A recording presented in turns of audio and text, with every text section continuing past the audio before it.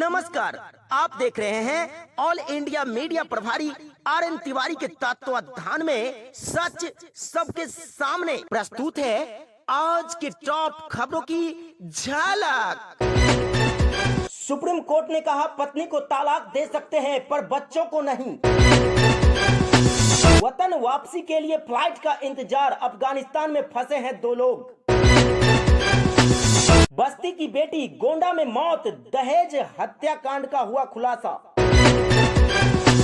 UP में सांड के कारण वाराणसी रेलवे स्टेशन के पहले मालगाड़ी पलटी।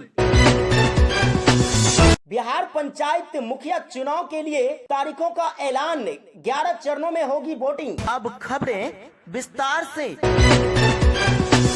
सुप्रीम कोर्ट ने मंगलवार को एक अहम निर्णय में एक शख्स को अपनी पत्नी को तलाक देने की छूट दी, लेकिन साथ ही कहा कि बच्चों के साथ तलाक नहीं हो सकता। शीर्ष अदालत ने रत्न व आभूषण व्यापार से जुड़े मुंबई के इस शख्स को 4 करोड़ रुपयों की समझौता राशि जमा कराने के लिए 6 सप्ताह का समय दिया है। 2019 से शीर्ष अदालत ने साथ ही संविधान के अनुच्छेद 142 के तहत मिली अपनी समग्र शक्तियों का उपयोग करते हुए 2019 से अलग रह रहे दंपति के आपसी सहमति से तलाक पर भी मुहर लगा दी।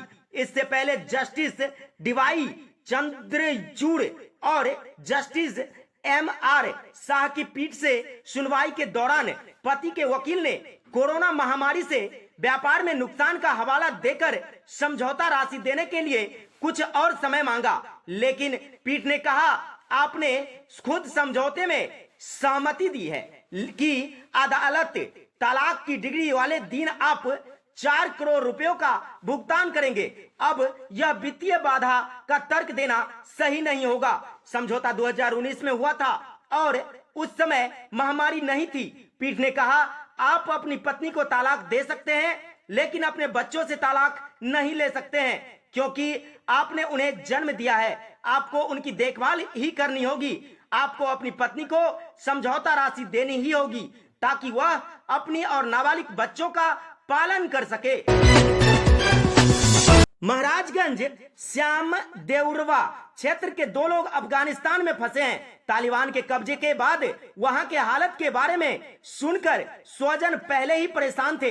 अब वे फोन से बातचीत के बाद हालत की भयावह जानकर बेचैन हैं। उनके वतन वापसी का इंतजार कर पत्नी, बच्चे व अन्य स्वजन रो रो कर बेहाल है। फ्लाइट न मिलने से दोनों श्रमिक बेबस है, लौट नहीं पा रहे हैं। श्याम देउरवा के जंग बहादुर पुत्र स्वर्गीय भभूति पिछले 5 वर्षों से अफगानिस्तान में एक कंपनी में भोजन बनाने का काम करते हैं। गांव पर पत्नी धर्मावती, बेटी मनीषा, निशा, आशा, मानसी व रानी रहती है। धर्मावती के मुताबिक मंगलवार को सुबह 9 बजे फोन आया था। उन्होंने जानकारी दी कि वह काफी परेशानी में फंस गए हैं।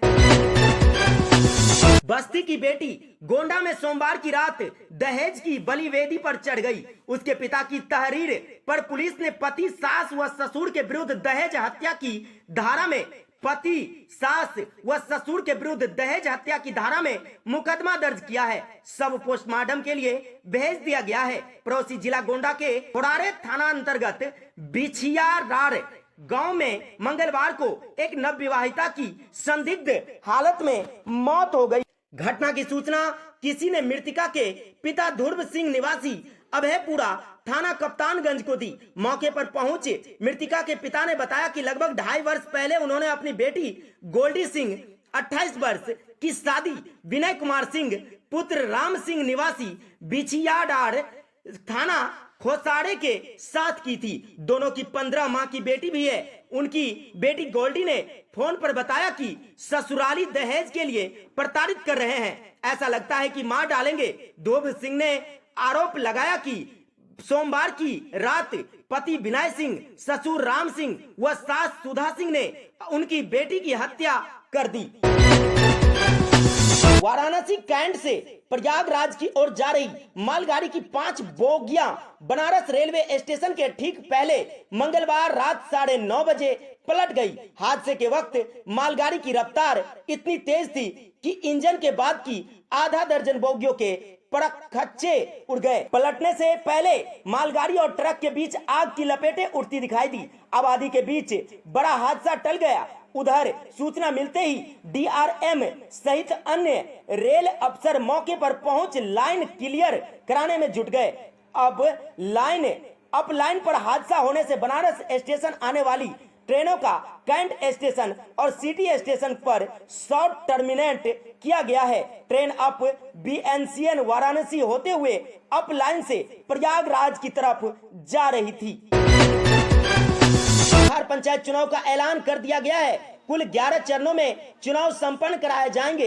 24 अगस्त को अधिसूचना जारी की जाएगी और पहले चरण का चुनाव 24 सितंबर को, आखिरी चरण का चुनाव 12 दिसंबर को संपन्न होगा। नीतीश सरकार ने इस संबंध में मंगलवार को बैठक की थी। खास तौर में उन जगहों पर जहां बाढ़ की दिक्कत है, वहां पर चुनाव आखिरी चरणों में कराए जाने का फैसला लिया गया है। आज और अभी के लिए आज तक तिवारी SKN मीडिया के माध्यम से सच सबके सामने फिलहाल इतना ही। फिर मिलते हैं नए खबरों के साथ। तब तक के लिए राहुल कुमार प्रियदर्शी को दीजिए इजाजत। नमस्कार।